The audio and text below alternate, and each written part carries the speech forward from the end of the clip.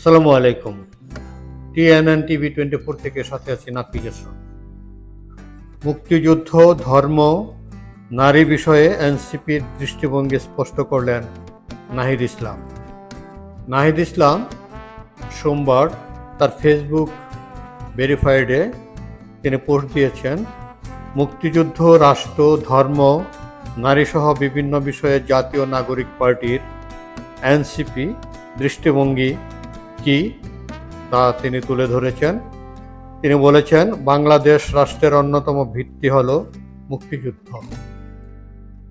যে কথাটি তিনি আগে বলেছিল যে মুক্তিযুদ্ধ তাদের মাথায় ছিলই না, শুধু 24-এর আন্দোলন, 24-এর অভ্যুত্থান, এটা নিয়েই তারা রাজনীতি করেছেন বা এগিয়ে এসছেন। মুক্তিযুদ্ধকে তারা এক প্রকার অস্বীকার করেছেন এমনটাই মনে হয়েছে, কারণ যে সংবিধান ছিল সেই সংবিধানকেও তারা ছুঁড়ে ফেলে দেওয়ার কথা বলেছিলেন। এবং এই সংগঠনের তিনি না, শুধু তার অন্যান্য সহকর্মী নেতৃবৃন্দ যারা আছে তারাও এই সংবিধানকে ছুঁড়ে ফেলে দিলে, এই সংবিধান ছুঁড়ে ফেলে দিলে তো আর মুক্তিযুদ্ধ থাকে না। সেই দৃষ্টিভঙ্গি থেকে মনে হচ্ছে আজকের এই যে ফেসবুকে যে স্ট্যাটাস দিয়েছেন তাতে মনে হচ্ছে যে সেখান থেকে সরে এসেছেন। এবং সোমবার দুপুরে নিজের ভেরিফাইড ফেসবুক পেজে এক পোস্টে এনসিপির 7টি দৃষ্টিভঙ্গির কথা তিনি জানিয়েছেন। ফ্যাসিবাদ ব্যবস্থা বিলোপের জন্য প্রথম ধাপটি হচ্ছে রাষ্ট্রের মৌলিক সংস্কার ও নতুন সংবিধান প্রণয়ন বলে দাবি করেছেন। তবে তিনি সেই ছুঁড়ে ফেলার কথা না বললেও সংবিধান নতুন করে প্রণয়ন করার দাবি তিনি করেছেন। কিন্তু সংবিধান নতুন করে প্রণয়ন করা যে যাবে না, এটা বিশেষজ্ঞদের মতামত রয়েছে। তবে সংস্কার করা যাবে, পরিবর্তন কিছু ক্ষেত্রে সেটা সম্ভব, সেই কথাটা তিনি আনেননি। ফেসবুক পোস্টে নাহিদ ইসলাম আরও যা বলেছেন, বাংলাদেশ রাষ্ট্রের অন্যতম প্রধান ভিত্তি হলো মুক্তিযুদ্ধ। তিনি মুক্তিযুদ্ধকে এখন স্বীকার করেছেন। মুক্তিযুদ্ধের সাম্য, ইনসাফ ও মানবিক মর্যাদার আদর্শ এবং 24-এর গণ-অভ্যুত্থানের বৈষম্যহীন ও গণতান্ত্রিক রাষ্ট্র ব্যবস্থার আকাঙ্ক্ষাকে ধারণ করেই এনসিপির পথ চলা। এনসিপি মুক্তিযুদ্ধকে ধারণ করে এবং 24-এর যে গণ-অভ্যুত্থান সেটাকে ধারণ করে, এবং এগুলো ধারণ করেই তাদের পথ চলা।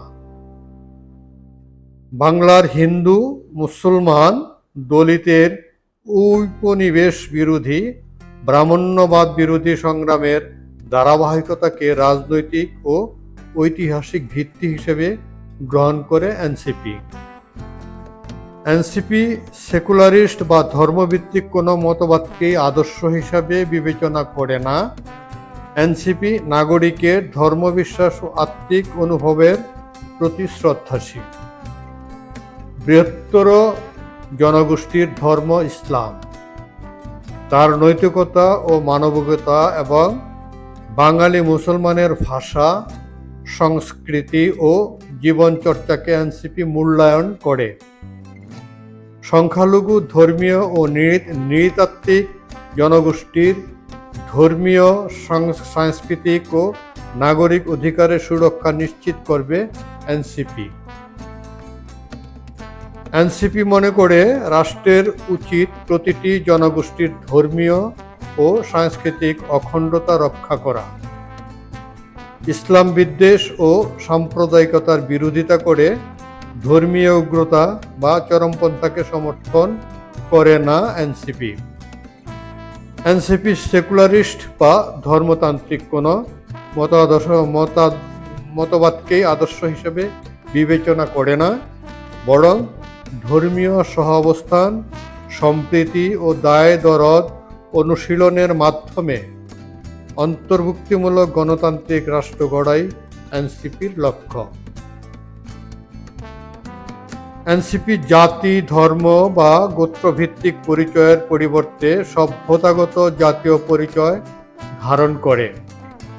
বহু ভাষা ও সংস্কৃতির মিলন ক্ষেত্র, বঙ্গীয় বদ্বীপের সভ্যতাগত পরিচয়কে ধারণ করে জাতীয় সংস্কৃতি গড়ে তুলবে এনসিপি।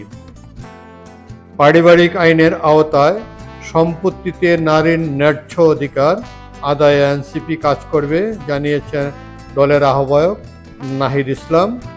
নারীর মর্যাদা ও ক্ষমতায়ন এনসিপির অন্যতম মূলনীতি। নারীর শিক্ষা, স্বাস্থ্য, নিরাপত্তা, নেতৃত্ব ও কর্মসংস্থান নিশ্চিতে সুনির্দিষ্ট পদক্ষেপ গ্রহণ করবে এই সংগঠনটি। পারিবারিক আইনের আওতায় সম্পত্তিতে নারীর ন্যায্য অধিকার আদায়ে এনসিপি কাজ করবে। দক্ষিণ এশিয়ায় ভারতীয় আধিপত্যবাদ ও হিন্দুত্ববাদ বাংলাদেশের জন্য একটি সাংস্কৃতিক ও ভূরাজনৈতিক হুমকি। এনসিপি এই আধিপত্যবাদী প্রবণতার বিরুদ্ধে কঠোর রাজনৈতিক অবস্থান গ্রহণ করবে। এনসিপি মনে করে বাংলাদেশের উচিত ন্যায্যতা, মর্যাদা, সভ্যতা ও জাতীয় স্বার্থের ভিত্তিতে অন্য রাষ্ট্রের সাথে কৌশলগত সম্পর্ক বৃদ্ধি করা। অর্থনৈতিক ভিশন সম্পর্কে নাহিদ ইসলাম বলেন, এনসিপি বৈষম্যহীন, ইনসাফভিত্তিক, দুর্নীতিমুক্ত একটি আর্থ-সামাজিক ব্যবস্থা গড়ে তুলতে যা একটি কল্যাণ রাষ্ট্রের অনুরূপ হবে। শিক্ষা, জনস্বাস্থ্য, কৃষি, জলবায়ু, নগর ব্যবস্থাপনা, শ্রম, অধিকার ও কর্মসংস্থান হবে এনসিপির প্রধান নীতি নির্ধারণী ক্ষেত্র। বঙ্গোপসাগর অঞ্চলে বাংলাদেশকে কেন্দ্র করে একটি নতুন অর্থনৈতিক জোন তৈরির ভীষণ আছে এনসিপির। ফ্যাসিবাদী ব্যবস্থার বিলোপ ঘটিয়ে একটি নতুন রাজনৈতিক বন্দোবস্ত প্রতিষ্ঠা করা এনসিপির প্রধানতম রাজনৈতিক কর্তব্য জানিয়ে তিনি বলেছেন, এনসিপি বিশ্বাস করে একটি সত্যিকারের গণতান্ত্রিক রাষ্ট্র ব্যবস্থা গড়তে হলে রাষ্ট্রীয় কাঠামো পুনর্গঠন, প্রতিষ্ঠান সংস্কার এবং নতুন সংবিধান প্রণয়ন জরুরি। ফ্যাসিবাদী ব্যবস্থা বিলোপের জন্য প্রথম ধাপটি হচ্ছে রাষ্ট্রের মৌলিক সংস্কার ও নতুন সংবিধান প্রণয়ন। নতুন সংবিধান প্রণয়ন বলতে তিনি কি বুঝাচ্ছেন? এই সংবিধান কি বাতিল করে দিয়ে সম্পূর্ণ নতুন হবে, না এই সংবিধানকে এদিক সেদিক নড়াচড়া করে কোনো পরিবর্তন করে সংযোজন বিয়োজন করে সংবিধান পুনর্গঠন করবে? কিন্তু এই সংবিধানকে বাদ দিয়ে কিছু করা সম্ভব, এটা বিশেষজ্ঞরা যেমন মনে করে না, আমিও সেটা মনে করি না। দর্শক, ভালো থাকবেন।